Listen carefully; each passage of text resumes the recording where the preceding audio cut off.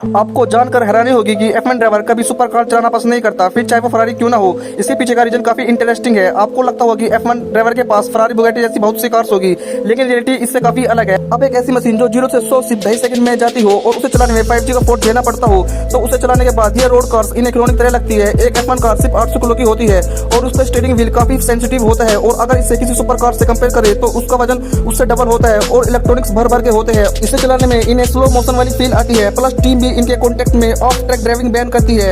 Even drivers खुद भी नहीं चलाना चाहते, क्योंकि अगर गलती से कहीं उनसे सुपर कार टकरा गई तो मीडिया में उनका नाम खराब हो सकता है। इसलिए F1 ड्राइवर सिर्फ नॉर्मल गाड़ी ही चलाना पसंद करते हैं। धन्यवाद।